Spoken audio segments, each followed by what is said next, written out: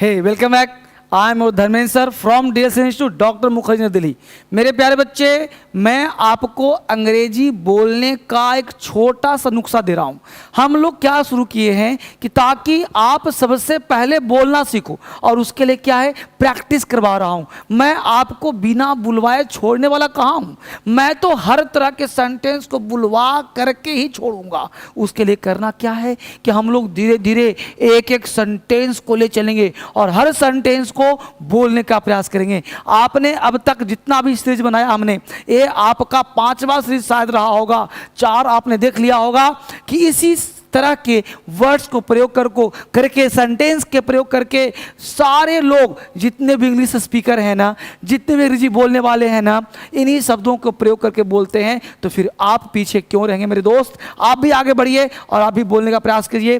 पहला वर्ड हम लिया अबाउट। अबाउट के बारे में मुझे पता है कि तुमको आता है। अबाउट सब लोग जानता है, सबको पता है अबाउट का हिंदी, कि अबाउट का हिंदी बारे में होता है, के बारे में, अबाउट का हिंदी के बारे में सबको पता है। लेकिन मुख्य मुद्दा इसका यूज कैसे करेंगे।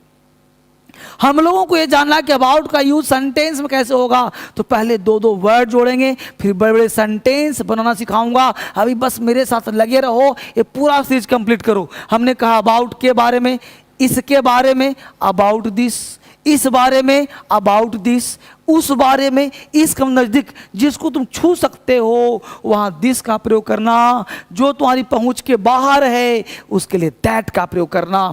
तो हमें बोला उस बारे में बताओ, please tell me about that, है ना, उस बारे में, अबाउट दैट, है ना, तुम्हारे बारे में, about you, I am worried about you, मुझे तुम्हारे बारे में चिंता हो रही है। I am worried about you, तुम्हारे बारे में चिंता हो रही है। तुम्हारे भविष्य के बारे में, अबाउट योर फ्यूचर। देख रहे हो, तो आपको मेन अबाउट आता है, but you have to try to make a sentence, then you are able to speak anything else. तो पहले क्या है कि सेंटेंस फ्रेम करना है, और सेंटेंस फ्रेम के लिए एक वर्ड है, वही डेली यूज। मैं जो दे रहा हूं ना, इन्हीं शब्दों को प्रयोग करके सारे लोग बोलते हैं। बस आपको वो फ्रेम बनाना है। तुम्हारे भविष्य के बारे में, अबाउट योर फ्यूचर, आपको कहना है किसी को, यार मैं तुम्हारे भविष्य के बारे में चिंतित हूं, I am worried about your future. यार तो अबाउट योर फ्यूचर, माता पिता हमारे भविष्य में चिंतित है, तो माता पिता क्या है, our parents are worried about my future.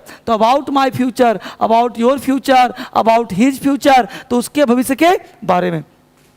तुम्हारे सेहत के बारे में, about your health, I am worried about your health. मान लो किसी दोस्त का हेल्थ खराब हो रहा है, तो आप क्या कहते हो, यार मुझे बड़ा दुख हो रहा है, तुम्हारा हेल्थ खराब हो रहा है, तुम्हारे हेल्थ के बारे में चिंता है मुझे। तो वो आप क्या बोलते हैं, यानी I am worried about your health. Sentence बनाया हमें, देखो लिख भी दिया हूं, सब आपके लिख दिया हूं सब। आई haven't said anything about that, I haven't said anything, मैं उसके बाद मैं उस बारे में कुछ नहीं कहा। I haven't said anything about that, उस बारे में मैंने कुछ नहीं कहा। You have no idea about this, इसके बारे में तुम्हें कोई आइडिया नहीं है। You have no idea about this, you have no idea about that, है ना। I am worried about your health, I am worried about you, I am worried about your future, I am worried about your health। तो आप कहीं भी sentence प्रयोग कर सकते हो। मुझे भरोसा है कि एक अबाउट से लेकर के आप सेंटेंस बोल सकते हो। इसको लिख लो और अभी कॉपी कलम निकालो, मेरे साथ लिख भी लो, पढ़ भी लो, तब जाके आपका इंग्लिश स्ट्रांग हो जाएगा।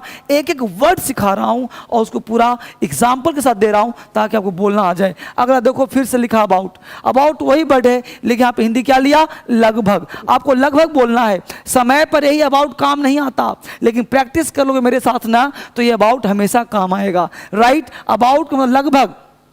हमको बोलना है यार यहाँ पे खड़े खड़े लगभग 2 घंटे बीत गए, है ना, लगभग 2 घंटे, अबाउट 2 आवर्स। पहले 2 वर्ड लिखो फिर सेंटेंस दूंगा, है ना। लगभग 10 वर्ष पहले, अबाउट 10 ईयर्स अगो नहीं बोलते हैं, लगभग 10 साल पहले उसे मिले थे। I met him about 10 years ago, तो लगभग 10 साल पहले मिले थे, तो लगभग दैट अबाउट 10 ईयर्स अगो, 20 वर्ष पहले, बिफोर 10 ईयर्स, है ना। तो आप बोल सकते हो लगभग 50 लोग थे, अबाउट 50 पीपल। नहीं बोलते कि वहाँ 50 लोग थे, तो देयर वेयर 50 पीपल्स, है ना, इस तरह से बोलते हैं। अब देखो there were about 200 people at the meeting, meeting में लगभग 200 लोग थे, है ना। There were about 200 people, there were about 200 people at the meeting, meeting में लगभग 200 लोग थे। तो यहाँ पे लगभग के लिए हम लोग कहाँ पर किया, अबाउट का 200 पीपल। तो आप लगभग जब बोलना आ जाएगा तो इसमें सेंटेंस में डालो, बोलना शुरू करो। I met him about 6 years ago, मैं उसे लगभग 6 वर्ष पहले मिला था। अब बोलो, बोलना आ रहा है कि नहीं आ रहा है, आ रहा है ना। तो ऐसे ही और देखेंगे। अब हमने तीसरा लिया, आपको मैं एक एक करके वर्ड दे रहा हूं ताकि आप सेंटेंस बना करके बोलो, लिखो, सारा काम करो। अब देखो, आफ्टर, आफ्टर का मतलब तुम्हें नहीं आता, ऐसा हो सकता है। मेरे सारे बच्चे को, जितने भी भारत में बच्चे देख रहे हैं, सबको आता है सब कुछ। आप सब विद्वान बच्चे हो, लेकिन मैं आपको उन्हीं शब्दों को यूज करके मैं चाहता हूं कि आपको और इलोक्वेंट बना दूं, बोलने में निपुण बना दूं, आप बेहतर बोल पाओ। सब आता है आपको। आफ्टर का हिंदी पता है कि के बाद होता है, आफ्टर का हिंदी पता है कि के पश्चात होता है, के बाद होता है, तो सब कुछ पता है कि आफ्टर का मतलब के बाद, है ना। तो के बाद सबको पता है कि ही केम आफ्टर 2 days, 2 दिनों के बाद आया, लेकिन उसका यूज कैसे करेंगे ये मुद्दा है। जैसे कुछ सप्ताह के बाद, कुछ समय के बाद, कुछ दिन के बाद, जैसे कुछ समय बाद, after some time, I will meet you after some time, कुछ समय बाद मैं तुमसे मिलूंगा। ही केम आफ्टर सम टाइम, कुछ दिनों के बाद आया। तो आपको अगर टेंस का ज्ञान होगा, मैं टेंस का भी वीडियो बनाने वाला हूं, सेंटेंस बना के देने वाला हूं, बशर्ते इन शब्दों का प्रयोग आ जाए, बोलना फटाफट आ जाएगा। हमने कहा 1 सप्ताह के बाद, after a week, after 1 week, आप बोल सकते हो आफ्टर ए वीक भी, आफ्टर 1 वीक बोल सकते हो, जो मन कर सब बोल सकते हो। शादी के बाद, आफ्टर मैरिज, शादी के बाद मैं तुमसे बात करूंगा, I will talk you after marriage, I will meet you after marriage, I can go there after marriage, है ना। तो आफ्टर मैरिज, शादी के बाद, तो कोई भी सेंटेंस में आप इसको आराम से डाल सकते हो। अगला वर्ड कह सकते हैं उस अनुभव के बाद यार, after that experience I left everything, है ना। मैं उस अनुभव के बाद सब कुछ छोड़ दिया, I left everything after that experience. तो ये वर्ड आएगा तब ना। तो हमने क्या किया, उस अनुभव के बाद, आफ्टर दैट एक्सपीरियंस। ये सब वर्ड को ना याद कर लो, छोड़ो मत इसको, ये बहुत इंपॉर्टेंट है। लिख लो कॉपी में सब के सब।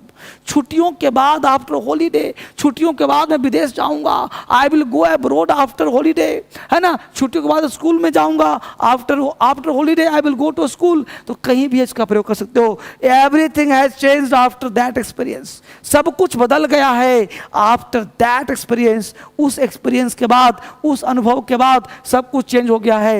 Everything has changed after that experience, I will meet you after holiday, मैं तुमसे हॉलीडे के बाद मिलूंगा, I will meet you after holiday. After that experience I have changed my thought, उस एक्सपीरियंस के बाद हमने अपना विचार बदल लिया है। I have changed my thought after that experience, उस एक्सपीरियंस के बाद हमने अपना विचार ही बदल लिया।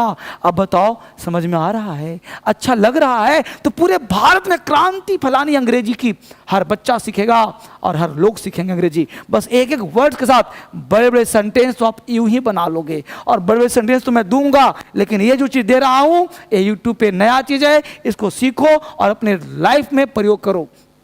आफ्टर के साथ आप V4 लगा सकते हो। ये V4 बेसिकली होता क्या है, ये वर्ब का फोर्थ फॉर्म, ING फॉर्म वो कहते हैं, इसको हम ING फॉर्म कहते हैं। ING का मतलब ये जेरंड होता है। बेसिकली आफ्टर एक प्रेपोजिशन है, प्रेपोजिशन के बाद हमेशा नाउन का प्रयोग होता है। तो ये जो V4 है ना, ये नाउन के समान काम करता है, इसको हम जेरंड बोलते हैं। क्या बोलते हैं बाबू, जेरंड बोलते हैं। तो जेरंड का मतलब V4। अब पूछो सर जेरंड क्या है, अभी जाने दो, ये सब ग्रामर पढ़ाऊंगा तो हम बताऊंगा। जेरंड का मतलब ING, ING का मतलब कॉन्टिन्यूस नहीं, ING का मतलब V4 लगा होगा, जैसे गोइंग, कमिंग, ईटिंग, इसको हम लोग ING बोलते हैं। हिंदी निकलेगा वही के बाद, के पश्चात, लेकिन आफ्टर के बाद ING आएगा, ये समझाने के लिए। जैसे पढ़ना, पढ़ना क्या वर्ब है, तो इस वर्ब में ING लगाना पड़ेगा। यहाँ पे सब क्या था, नाउन था, सप्ताह था, समय था, शादी था, अनुभव था, ये छुट्टी था, ये सब क्या था, नाउन था। तो प्रीपोजिशन के बाद अक्सर नाउन का प्रयोग करते हैं बाबू। तो ये ध्यान रखना मेरे बच्चे कि प्रीपोजिशन आफ्टर है तो नाउन आना चाहिए। अगर नाउन नहीं आया है तो नाउन के समान जो शब्द है वह भी आ सकता है, डरने की जरूरत नहीं है। तो पढ़ने के बाद नहीं बोलते, इसको पढ़ने के बाद मैं तुमसे बात करूंगा, I will meet you after reading this book, है ना। तो after reading, after seeing, after reading this book, इस किताब को पढ़ने के बाद मिलूंगा या देखने के बाद मैं घर जाऊंगा। After seeing this I will go my home. तो आफ्टर सीइंग दिस, इसे देखने के बाद या सुनने के बाद वह पागल हो गया। He became mad after hearing this news. तो आफ्टर हियरिंग, या सुनने के बाद, यह समाचार सुनने के बाद, after hearing this news he became mad, वह पागल हो गया इस समाचार सुनने के बाद। तो आफ्टर हियरिंग दिस, या सुनने के बाद, या लिखने के बाद वह आएगा, या लिखने के बाद आफ्टर राइटिंग दिस, या समाप्त होने के बाद, after finishing this, after finishing this, या समाप्त करने के बाद मैं तेरे पास आऊंगा, after finishing this I will come to you. तो आप यहाँ पे दिस के बदले दैट लगा सकते हो, या पढ़ने के बाद बता,